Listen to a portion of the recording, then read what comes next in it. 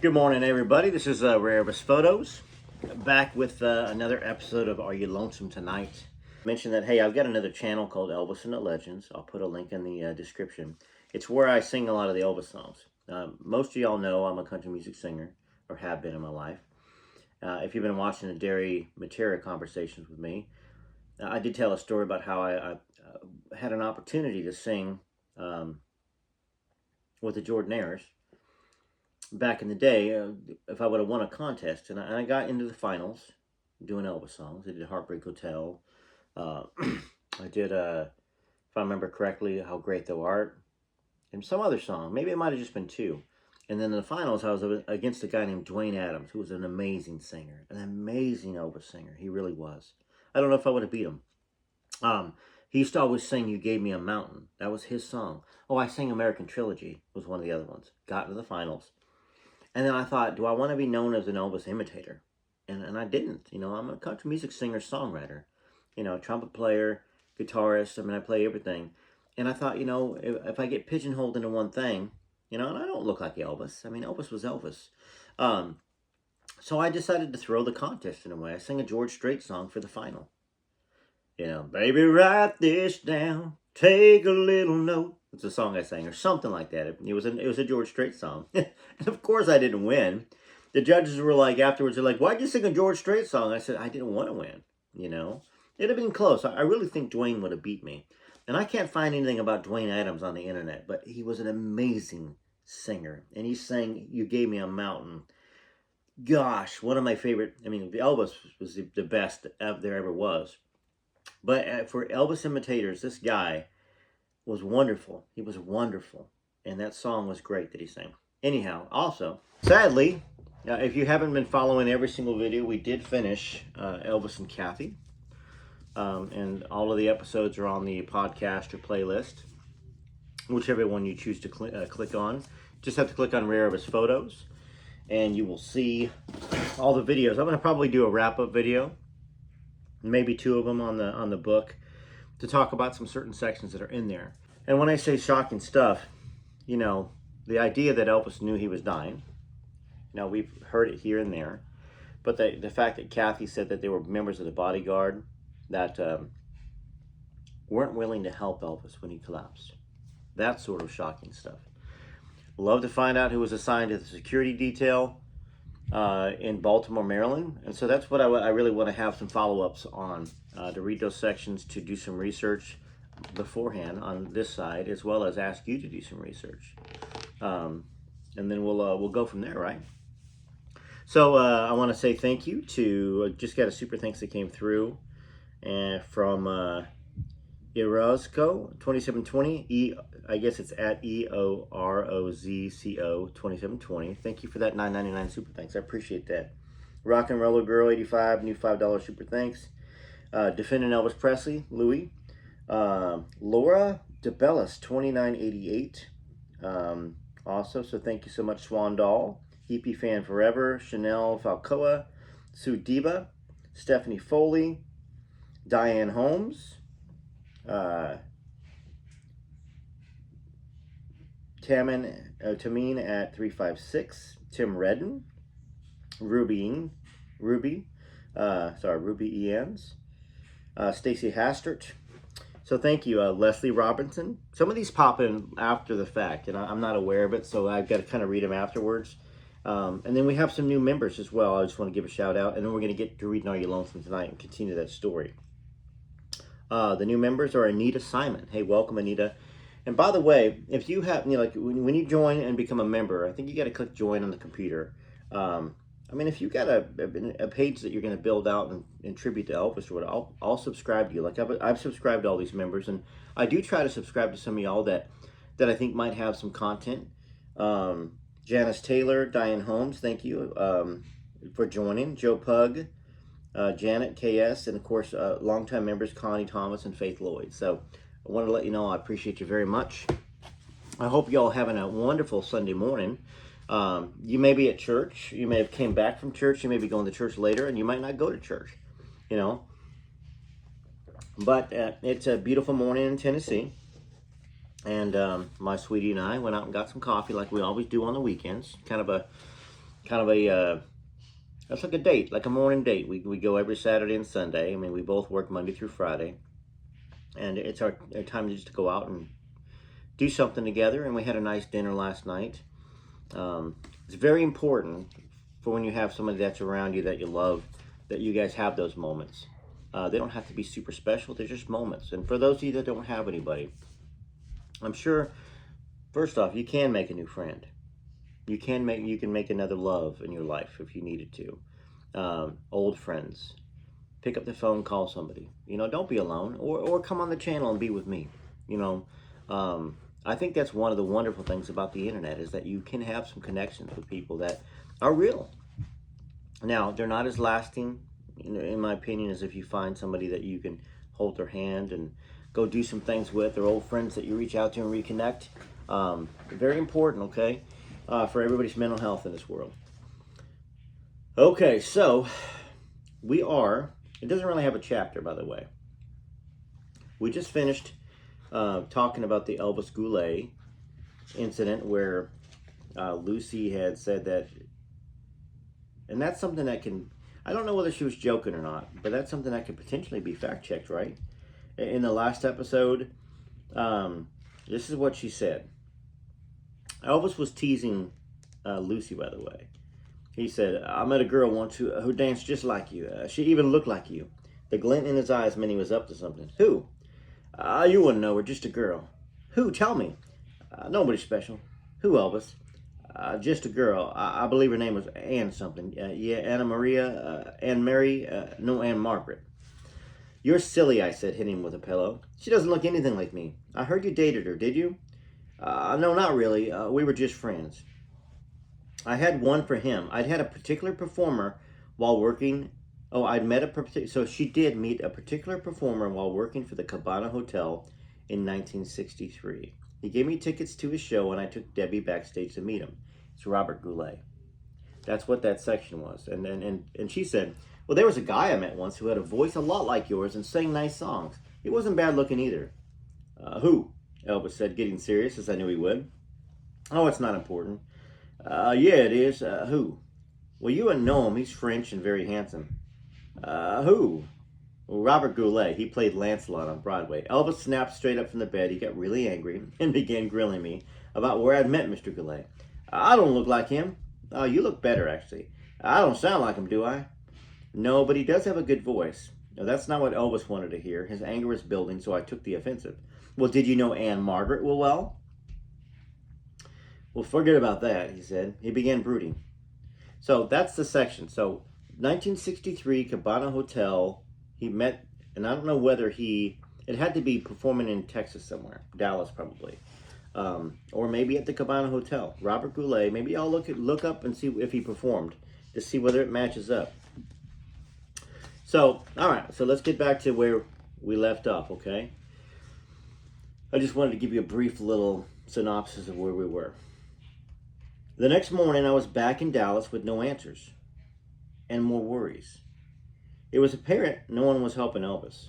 Those around him either didn't care or had no way to control him. If I could only find a way to drag him somewhere to get him help. The next few times he called, he spoke of being sick and how personal problems with Priscilla and professional disagreements with the Colonel continued to torment him. His calls stopped for a few months, and I went crazy with worry. So I called Mr. Presley at Graceland, and he was as friendly as ever, though he too was concerned. And he said both he and Elvis had been ill. Well, I wished him well and asked him to have Elvis call me. Well, he finally called in August after Desiree's 15th birthday, so that would be 1973. If Desiree was born in 58, and he called shortly after Desiree's 15th birthday, that's 1973. Darby Shaw had kind of asked me to kind of keep a timeline as much as I could on this. So, it was sometime after midnight. He said he'd previously called and was told not to call again. Well, that explained the gap. He sounded the same, lonely and depressed. I asked him about his health, and he ignored me, choosing instead to rant about some heavy work schedule, the Colonel, and Priscilla's lawsuit. She's robbing me of my soul, he said. Well, I told him his hatred was making him ill and that he should just let it go. I mentioned my conversation with his father and my concern for his health. Daddy's also sick. He's upset about everything. My divorce will be final in a few months. I just have to go on another damn tour. Oh, these Vegas appearances are killing me. The expenses, they're tremendous, and I'd rather play to audiences I care about. You know what I mean? Well, I didn't like Las Vegas too much either. I'm going to make some changes soon. When can we be together again? I don't know. I'm afraid of those people around you. I wish I could be with you right now. For some reason, his anguish combined with my own caused me to choke out those words. It's okay, Desiree. Don't cry, baby. I'll make things right. After this, we'll go together somewhere and walk, like a long walk. I love you, Al Lancelot. Well, there were more stories in the newspapers of Elvis's divorce. Priscilla made out well. For a day or two, I began to feel that maybe Desiree could help fill the void in his life. I always wanted her to know her father and use her rightful last name instead of her stepfather's, but so many would be hurt. It would be too complicated. Desiree would be considered illegitimate, and the notoriety would be too hard to handle at 15, if ever. How could I tell her? The guilt was unbearable. So, I can understand. I think everybody can understand that. If word got out that Elvis had a daughter, and it was Elvis himself, maybe even. Well, first off, she would have moved to Graceland, so it wouldn't have been. But here's the deal. She was married, right? This Jack Greer fellow, who, according to Desiree, said that he understood it, that it was real. So that would be the guy that kept telling Elvis to quit calling. And I think that, first off, I think Lucy didn't want to tell Elvis because she did and she didn't. It would have uprooted her life. It would have caused a media frenzy. She would have been on the covers of all of the rag mags. And she would have been called the hussy. It would have been like, the other woman. And Desiree would be illegitimate. Look, this new girl is trying to steal Elvis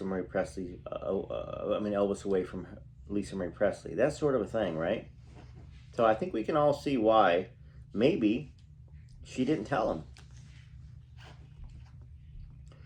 Around this time, Desiree was a breath away from unknowingly revealing the secret to her father herself. I was home one afternoon and the phone rang. A man asked for Lucy Ware, Desiree explains. I thought that was real funny because I'd never heard Mother referred to by that name. I asked who was calling and he said Joe Jones or John Jones, something like that. He also asked me who I was and I said Lucy's daughter. He asked my name and I said Romaine. Well, that was the name my mother made me use, even though I hated it. Mother came home a few minutes later and I began teasing her about the caller. Who knows you as Lucy Ware, I said. Is this your secret admirer? Mother went white as a sheet and asked me who called. Well, I told her. If she was white before, now she was ready to faint. She got real angry and was almost shouting at me. Who did you say you were? She demanded. Me, I answered. Who? Me, Mother, me. What name did you use? Now she was bordering on hysteria and I couldn't understand it. Romaine. When I said that, she immediately calmed down and said, oh. But a few seconds later, she ordered me to never answer the phone again. What did that mean? For the rest of my life? Then she sent me to my room. Well, okay. I guess I cleared my throat enough. We're just going to pause the video and restart it. Okay. Then she sent me to my room. Like, what did I do? So that's Desiree. That's her statement to Desiree. Think about it. This is what Desiree said. Everybody would have to be in on this if this was a scam. The people he interviewed that talked about little Lucy back in the day, all of his research, Hank Williams Sr.'s wife, who knew Elvis from 53 coming down to Louisiana trying to get on shows, and her giving Elvis $1. Jack Greer, the husband, who told Desiree that it was Elvis that was calling, but he wasn't as worried. He certainly was because he kept telling telling just John Jones fellow to stop calling. Now that's 73. He might have been aware that it was Elvis later on, but at that point in time, he didn't want this guy calling. And then Desiree would have to make up a lie. She would have to be lying that Elvis called when she was 15 and her mom's reaction to it. The sisters would all have to be making up lies about how their mom was with Elvis music, movies whenever Elvis came to town, The Secret Admirer, The Roses. That would all have to, everybody would have to be lying, the daughters. And keep in mind that Lucy wasn't trying to get paid for this. Derry insisted on sending her money out of his own checks. He didn't have to. She wasn't on it to get paid. So, what else? Oh yeah, Charles Hamilton. He would have to be in on it. The world's premier handwriting expert. John O'Grady would have to be in on it. He would have had to make up the name Desiree, spread it to Charlie so Charlie would hear it, because Charlie put that down in his book. I mean, that's just the tip of it. There's a lot of other people that would have had to lie. The sister Mary would have had to lie about Elvis cutting her grass in 53, or in the 50s. You know, Vernon did buy Elvis a lawnmower. It's in a Jerry Hopkins book. He bought Elvis a lawnmower. Elvis and 3 of his buddies started a lawn mowing business. Did y'all know that? I mean, I didn't know it before it came upon me. I wasn't even looking for that, right? But here's the thing with the internet these days. The more you talk about stuff while your cell phones are on, you know, you can see, the more you talk about it, the more it listens to you. And it brought something to me. It brought me an article about Jerry Hopkins mentioning that Vernon bought Elvis a lawnmower in 51. So this grass getting cut of Lucy's sister Mary has to be legitimate, right? Okay, anyways. So this is oh yeah, we're still reading what Derry was writing. So told me to go to the room. What did I do? Had Desiree told Elvis during that conversation her first name? The lives of Elvis, Desiree, and Lucy may have gone through turbulent shakeup that Lucy dreaded. Consciously or unconsciously, Lucy had prepared for such a moment. This whole name business had been a sore spot between me and Mother for years, Desiree continues. I hated Romaine. It sounded like a cheese or a head of lettuce or something. They shortened it to Rome, and that sounded like apples. I loved Desiree, the name. It was a beautiful name, and it was my name. But she forbid me to use it. Every year it was the same thing. When she signed me up for school, she'd list me as Romaine. I'd say, but Mommy, I hate that name. Why can't I be Desiree? That's my name. She'd just say Romaine was easier to pronounce. We had this same argument for about 12 years. Can I be Desiree this year, Mommy? I'd beg to no avail. It was bizarre, but there was no denying her. I spent half my life going by a name I hated, unable to use my real name, which I loved. My sisters still call me Rome. To this day, I don't know why I was unable to use my name. Well, we know why, right? Now, this was during the writing of the book, and what Derry said, and I got to keep saying it because I haven't talked to Desiree yet. We've texted here and there, and I hope we'll talk soon. She's had a few things, a medical procedure she had done. She couldn't talk the last time, and then she got sick, kind of like me getting sick. And we all know, you know, a lady doesn't want to be talking to somebody unless she's at her best, right? It's not comfortable, you know. You're not yourself. You're not fully yourself. But Derry says that she was really completely unaware of the whole story. She didn't quite know, and that's what Derry took the 3 or 4 years to write the book with. I guess it was 3 years, I think, with Lucy, to get the story out. All right, so Priscilla made her post-divorce debut by posing for a magazine photo layout in a scanty bathing suit. She was beautiful, and it made me feel old and unattractive. Without Elvis, my life had been nothing but hardship, loneliness, and pain. Without Elvis, her life appeared on the rise. I tried not to hate her, but she had caused him so much pain. How could she reject a man who was capable of so much love? Elvis and I held our love in check because of her. I went out of my way not to interfere. We both wanted to be honorable. Well, after he gave her so much, she paid him back by hitting him with a lawsuit when he was at his weakest point, both emotionally and physically. He needed friends, not enemies. He was unhappy and overworked, and she put a huge monetary burden upon him. Gosh, what has my channel been about? I mean, I swear I have not read this book in 30, 31 years, 32 years. I don't remember any of this stuff being in there. But I do know that it's common sense. Gosh, I mean, if you take a look at Elvis's workload, that he had to continue to work 72, 73 when she was hitting him with these lawsuits. I mean, they were crazy. He made a lot of money, but he had to spend a lot of money to keep Graceland going, to pay all the band members, to pay all the staff.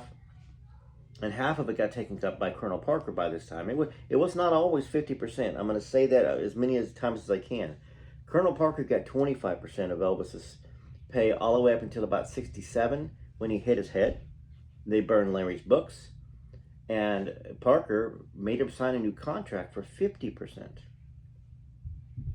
That needs to be a video on all on its own. Because I think it's not understood as much. Parker figured he wasn't going to be making as much money on Elvis anymore. So he wanted a bigger percentage because he was working just as hard and he felt like Elvis wasn't working hard enough anymore. That's the premise of it. Okay. So he needed friends, not enemies. He was unhappy and overworked, and she put a huge monetary burden upon him. He would have to work harder because of her demands, and it wasn't fair. He called a few times that fall. We spoke briefly, touching base. He was leveling off and not getting better or worse. He mentioned something about buying a house in Florida where we would live someday together. He wanted it to be somewhere near Disney World. Well, that was just like him. Always a kid at heart. It was a nice thought, and if we ever did get together, it couldn't be at Graceland. That was more of a commune than a home, and memories of the others would linger forever. He also mentioned finding a house in Texas and even told me to start looking. All right. Well, interesting here.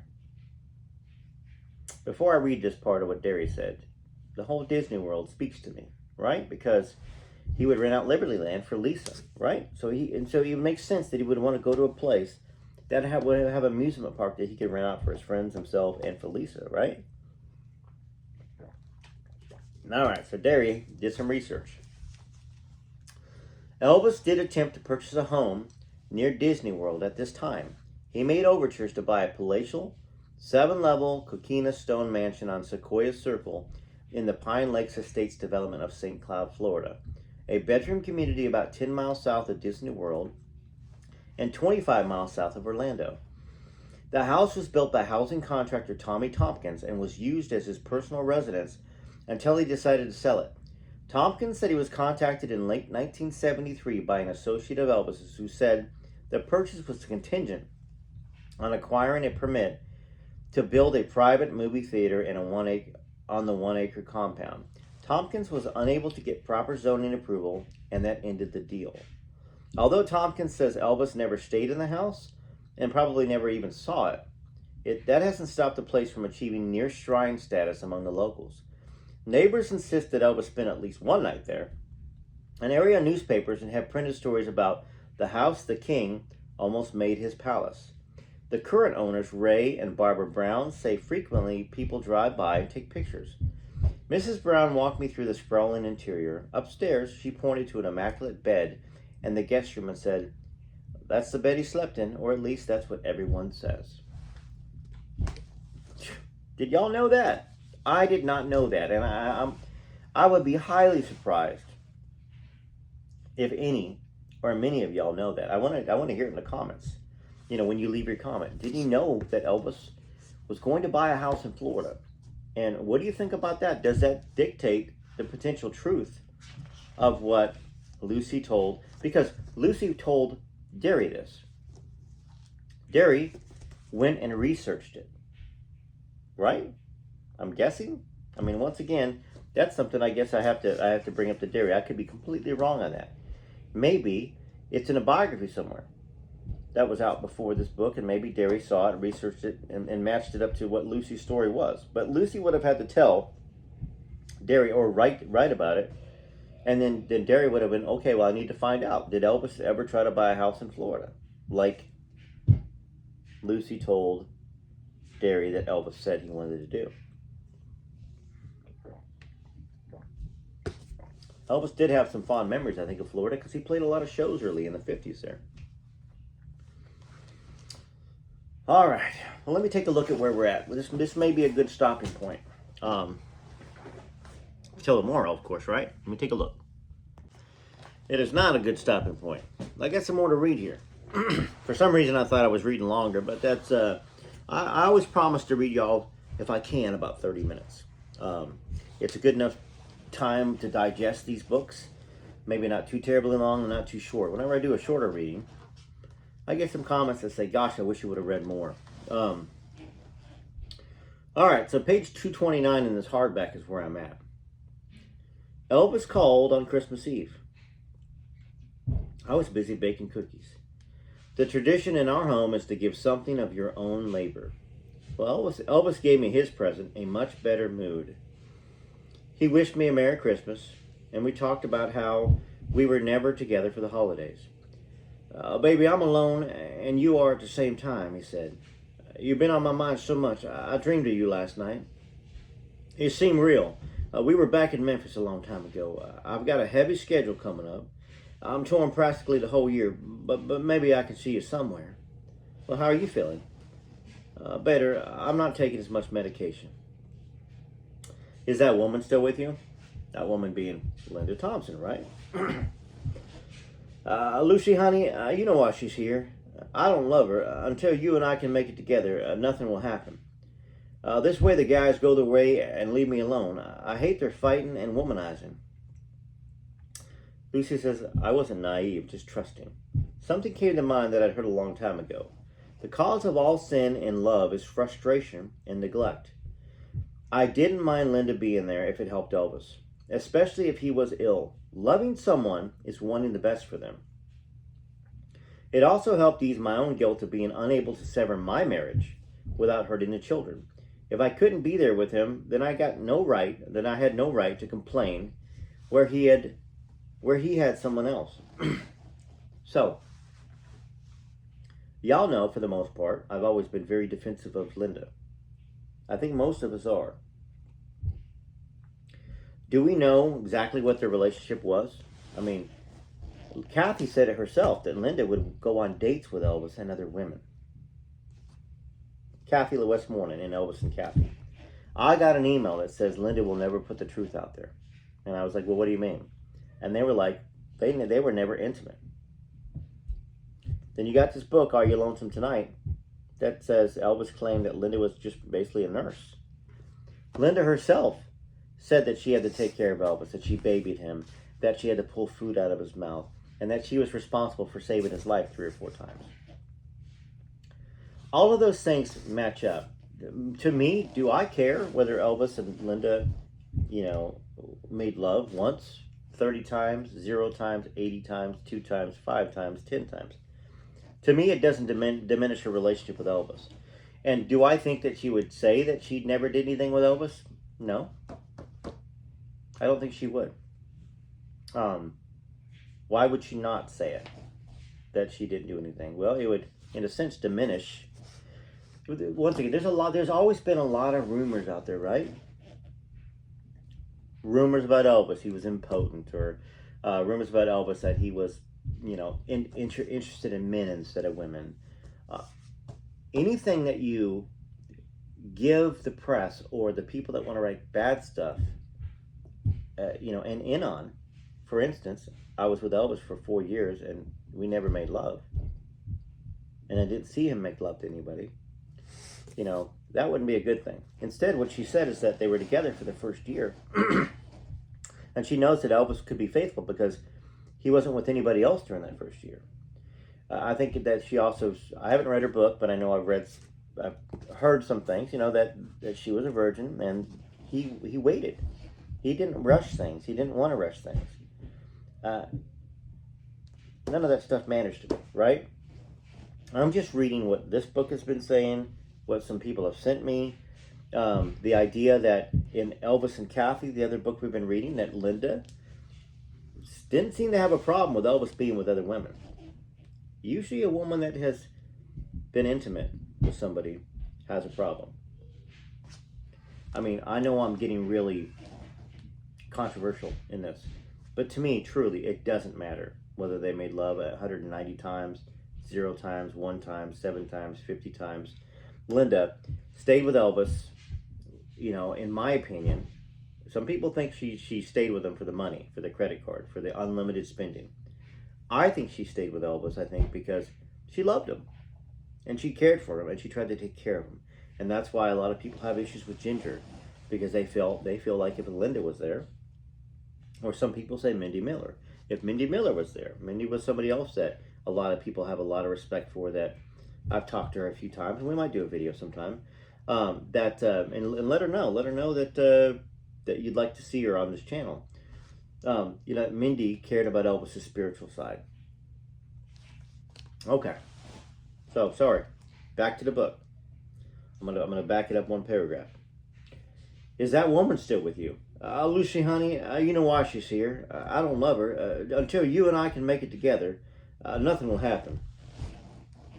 This way, the guys go their way and leave me alone. I hate their fighting and womanizing.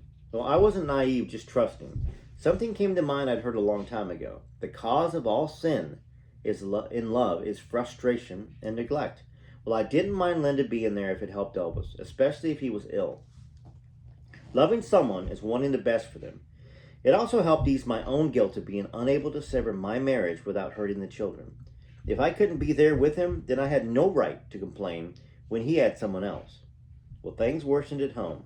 Denise, 19, was the most outspoken of my daughters. Well, she and Jack had an argument.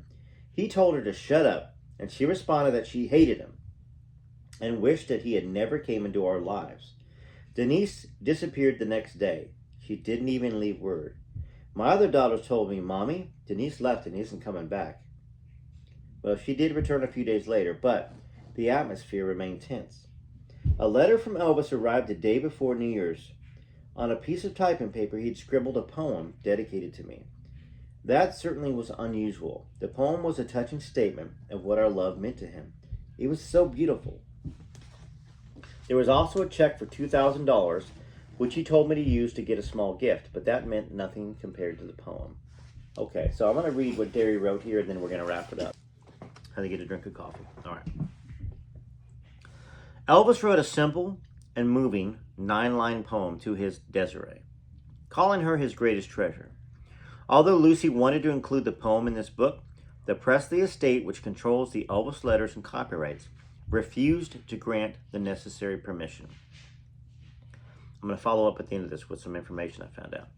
A question that intrigued me as I heard Lucy's story was how could so much have been going on? Flowers, love letters, a secret admirer, frequent calls, without any of her daughters catching on.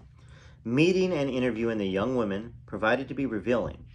Deborah, Melody, and Desiree are demure, shy, soft-spoken, and obedient.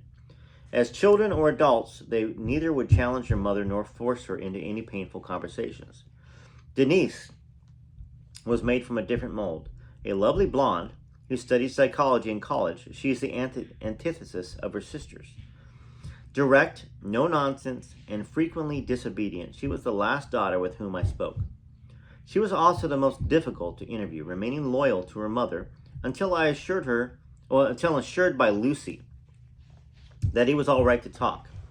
Her comments, offered on a blistering hot Dallas night, were startling, but not surprising in light of her character.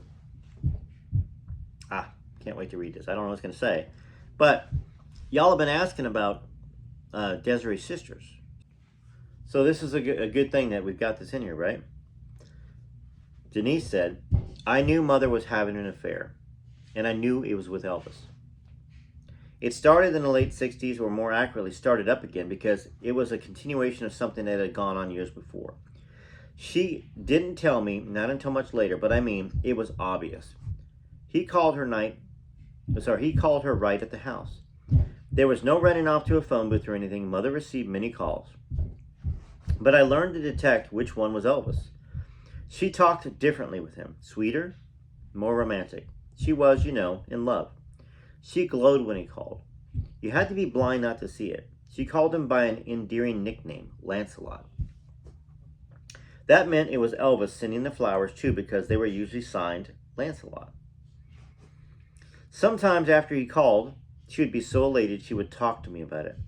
She would never come out and admit anything, but she would start talking about Elvis and how wonderful he was. She used the same voice and the same look in her eyes as when she... Sorry, let me read this again. She used the same voice and had the same look in her eyes as when he called, or the flowers came, or one of his songs came on the radio. And once I knew it was him, his voice on the phone was unmistakable. I also knew when she was going off to see him. Again, it didn't take any great insight. She'd suddenly pay intense attention to her looks and clothes. Her eyes would sparkle, and she'd be so happy. I knew she wasn't going off to be alone. Of course, when I realized this, it was obvious that Elvis was Desiree's mysterious father. She looks just like him. And Mother loved only one person in her entire life, the man who called, the man who sent flowers, Desiree's father, Elvis Presley. They were the one and the same. I wasn't going to say anything, especially not to Desiree. That wasn't my place. Knowing, though, put me in a difficult situation. I believed strongly that Desiree should know, but telling her would have killed my mother. I didn't know what to do. Plus, it was enough dealing with the fact that my mother was having an affair. Although I was never angered about that, I was happy for her. I knew her marriage was a mistake, and I didn't think it was a big deal that it was Elvis Presley. That didn't faze me a bit. He was the king, but he wasn't my king. I can't say why my sisters or brother didn't figure it out. They probably didn't want to accept the fact that Mother was seeing someone else. But I can tell you why I paid so much attention. I was 13 or 14 when Mother started going with him again. I had reached puberty, and things like love, romance, and sex were flooding my mind. I'm thinking and wondering about this stuff, and I see Mother living it right in front of me. Naturally, I was curious. When the flowers came, I was enchanted. When he called, I hid in the hallway behind her door, and I listened. When she prepared to fly off to see him, I watched. So, what do we think? Once again, like Derry says, everybody would have to be in on the scam. Everybody would have to be lying. Is anybody out there prepared to say that Denise Greer, I guess that's her name, or was her name, lied on purpose to Derry, made this up? Is anybody prepared to say that Jack Greer lied when Derry talked to him and said, I knew it was Elvis? Yes, it's true. What does that mean here? Okay? There's a lot of people that say there's no way that this could be true. Elvis couldn't have a relationship with another woman and keep it secret. First off, phone calls late at night when other people are sleeping, when Elvis is alone in his room at Graceland. How hard is that? How hard is that to do? Not hard at all. Having her fly out somewhere like DC on December 19th, I guess, I think that's what it was, 1970, to see him in Washington. How hard is that? Not hard at all. Okay? Out to California, to the Beverly Hills Wilshire or the Beverly Hills Hotel, those things like that for a day. How hard is it for somebody in their lifetime to have 6 hours, 8 hours, 4 hours? How hard is it? It's not. This isn't an every day, every week, every month affair. This is a story of somebody that met Elvis before he was famous. They fell in love. It's a story of young love. And then a story of tragedy as well, because Lucy couldn't be with Elvis. She had kids at that age. So I played some tennis last night, 3 sets of tennis, and my shoulder hurts. It's a story of tragedy, because then Elvis goes in the army. They meet a few times. He does know about the children. But at that point in time, he's fairly famous, and he knows that it's not going to work out. He continues with a love affair with Lucy because why not? He can have his love. Doesn't have to destroy his career. We all know how concerned Elvis was with information getting out about, like, y'all been asking me to read the June Juanico story. I'm gonna read it. Okay, I got to get through this book first. Do I think that he had special feelings for June Juanico? I don't know. I think so too, but once again, I don't know. I think Elvis loved a lot of people. He did. Now the difference between Elvis loving a lot of people and loving Lucy is the fact that he had a daughter, according to Lucy, that he never knew. And it continued 53, 57, and then lost for or 58 or whatever like that, and then lost for 9 years till 67. And then continued to his death. We're not there yet. We haven't read that part. But that's the difference between perhaps a June Juanico and Elvis, and perhaps Barbara Hearn and Elvis, or Anita Wood and Elvis. I think we read in Child Bride, I think that's where we just read it, that one of the conditions of Priscilla coming there was that he would have no more contact with Anita, ever. How big of a deal would that have been? Elvis and Anita were never intimate. Anita said it herself. You and I know as adults, the difference is, obviously, between all of these women that Elvis loved, and we know Elvis loved, he was a loving individual. Lucy says it herself. He didn't have a physical connection. Like I said, we're adults. We know the amount of feelings you get when you do that. Even if it's a one-time thing or a two-time thing, you can still catch feels, still catch feelings. So would it have been hard for Elvis to let go of Anita? Maybe the friendship part, but he didn't have the physical part. That would have really made it even more difficult. And I don't know how much Elvis and Anita saw of each other. I think it was very sparingly from that point forward. But the fact that Elvis and Lucy, I was reading this book, that it continued, 50s, 60s, 70s, talking 26 years, from 24 years, 53 to 77. That's a very long-term love affair, which would be different because if they were intimate in the 50s, intimate in the 60s, intimate in the 70s, that makes it the most unique Elvis Presley relationship. It almost feels like a closing statement, but it's not really. I just wanted to kind of tie up the thoughts about Denise Greer talking about how she knew it was Elvis. What do y'all think? Okay? I'm sure there's going to be more information as we get towards the end of this book. This book is old. This is 1987. I can tell it's old from all the people read this book. Got some little stains, like maybe somebody spilled some coffee in it. All right. Hey, well, have a wonderful Sunday. I should have another episode or two or something the rest of the day. Let me know what you think in the comments. Thank you to all of y'all that leave the comments, okay? I know I gave a shout out to the folks that did a super thanks and folks that were members of the channel. But I appreciate y'all just as much, okay? So keep leaving them. I'll try to keep hearting them, and I'll respond to some of them I can. And then, of course, I'm trying to get back on the train of doing a comment video every single night, if I can, okay? TCB TLC, much love from me to you as we're getting closer to the holiday season. I'm looking forward to y'all sharing some stories about what you're doing for the holidays. Maybe reaching out to a friend you haven't seen. Maybe a friend's coming over for Thanksgiving or for Christmas.